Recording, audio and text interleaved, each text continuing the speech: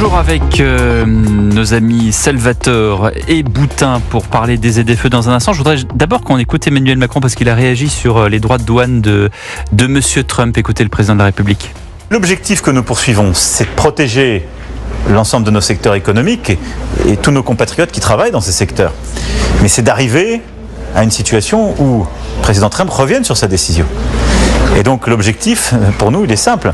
C'est le démantèlement des tarifs et qu'on arrive à une situation où il y a une libre circulation et que la prospérité puisse se faire.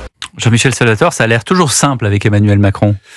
Oui, mais moi je trouve que là, pour le coup, je trouve que les Européens agissent, à mon avis, avec un certain doigté. Parce qu'ils essayent de faire comprendre à Trump qu'il représente une puissance incontestable, 450 millions de consommateurs. Il faut pas oublier, par exemple, que les GAFA font 25% de leur chiffre d'affaires en Europe. Donc il y a cette volonté de montrer sa puissance, parce qu'on voit bien que Trump ne comprend que ce discours de puissance.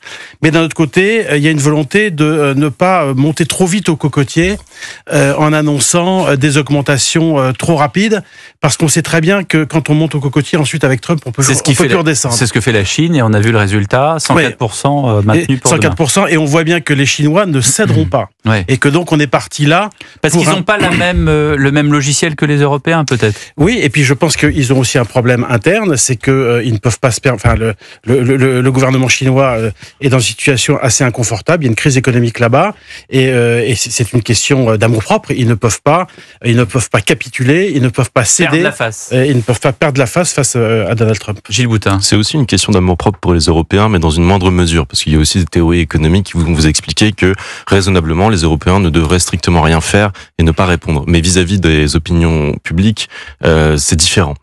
Je crois que l'Europe est effectivement patiente et raisonnable, en ce sens que elle dose l'effort. C'est-à-dire que demain, on va avoir des annonces de réponse sur l'aluminium et l'acier, et après, on va attendre un petit peu. Et surtout, ce que les Européens ont envie de faire, c'est de laisser pourrir la situation aux États-Unis. C'est-à-dire de laisser le temps à l'opinion américaine de se retourner, de constater les effets de l'inflation, parce qu'avec de telles hausses sur les produits en provenance d'Europe, ça va se ressentir. Et on voit aussi les milieux financiers, c'est-à-dire que des personnes qui ont œuvré, qui ont souhaité la victoire de Donald Trump, commencent à changer de discours vis-à-vis de lui. Donc, il sera intéressant de voir jusqu'à quel point Donald Trump se montre pugnace et insensible au contre-discours, parce qu'il est quasiment dans une sorte de messianisme, Donald Trump. En ce moment, il a envie de changer les règles du monde, et il a envie de changer intégralement l'économie américaine. Et donc, ça sera intéressant de voir comment la réalité économique qui s'instaure, à quel point elle s'aggrave ou non, et comment elle peut l'obliger à revenir sur les droits de douane qu'il a imposés. Bon, on verra, parce que c'est vrai que c'est non seulement l'art du deal, mais aussi l'art du bluff avec Donald Trump. Donc, laissons passer un peu de temps, puis on verra. J'ai l'impression que chaque jour est différent dans cette histoire de droits de douane.